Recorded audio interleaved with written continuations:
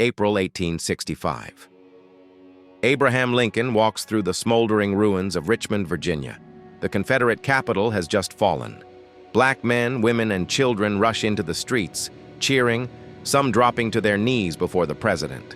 One woman cries out, "I know I am free, for I have seen Father Abraham, and I know him." But this moment, the symbolic triumph of freedom, came at a staggering cost. 4 years of brutal war, hundreds of thousands dead, and a nation torn apart by its original sin, slavery. How did America reach this turning point? What battles defined its future? And how did the fight for union become the fight for emancipation? In 1861, the United States was fractured. 11 southern states seceded, forming the Confederacy, determined to preserve slavery as their economic and social foundation. The North, under Lincoln, fought first and foremost to preserve the Union. Abolition was not yet the war's declared aim. But as blood filled the battlefields, the purpose of the war began to shift.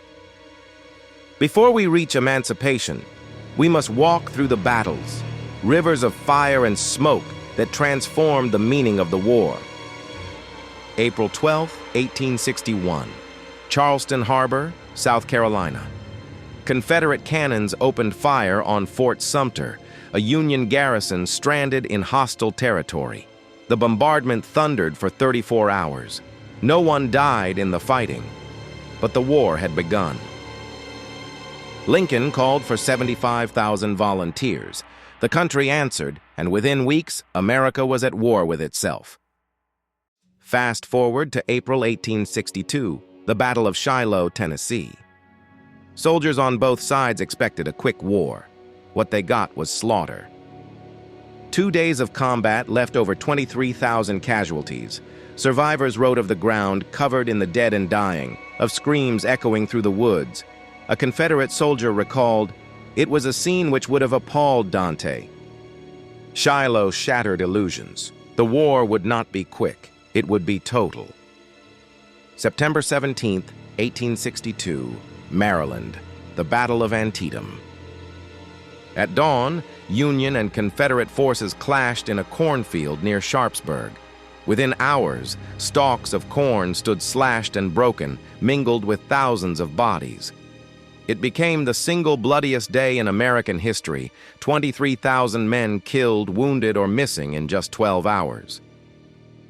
Though tactically inconclusive, Antietam gave Lincoln what he needed, a moment to act.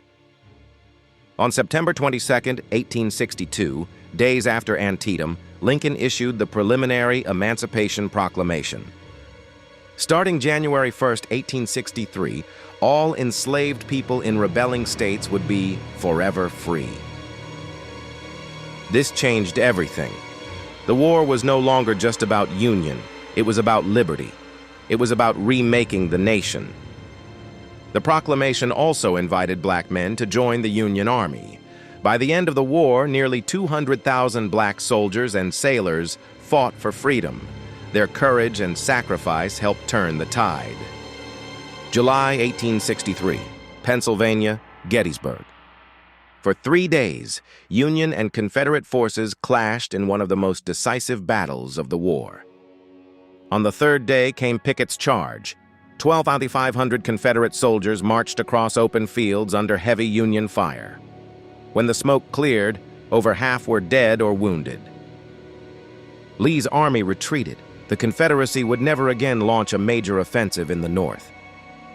Months later, Lincoln stood on that battlefield and spoke just 272 words, the Gettysburg Address. He redefined the war as a struggle not just for Union, but for a new birth of freedom. Union General William Tecumseh Sherman led a brutal campaign through Georgia known as Sherman's March to the Sea. His troops burned crops, tore up railroads, destroyed factories. The goal: break the South's will to fight. Civilians felt the war at their doorsteps. Critics called it cruelty. Sherman called it necessary. It helped shatter the Confederacy's backbone. By April 1865, the Confederacy was collapsing. Richmond fell. Lee's exhausted army, starving and surrounded, surrendered to General Ulysses S. Grant at Appomattox Courthouse. Grant's terms were generous. Confederate soldiers could return home, keep their horses, and rebuild their lives. "The war is over," Grant declared. "The rebels are our countrymen again." The Union was preserved, the Confederacy defeated. Slavery, the institution at the heart of America's divisions, was dead. The 13th Amendment, passed in December 1865, abolished slavery everywhere in the United States. And yet, freedom came with struggle. The promise of equality was betrayed by decades of segregation, violence, and systemic racism. The Civil War ended slavery, but the fight for justice was only beginning. The American Civil War was not just battles and dates. It was a collision of ideals: Union versus secession, slavery versus freedom. From the blood-soaked cornfields of Antietam to the hopeful words of the Gettysburg Address, from Sherman's March of Fire to the quiet surrender at Appomattox, each moment reshaped the nation's destiny. It left scars, deep, painful, still visible today. But it also redefined America, not just as a union of states, but as a nation committed, however imperfectly, to the idea of liberty. Lincoln once said, "In giving freedom to the slave, we assure freedom to the free."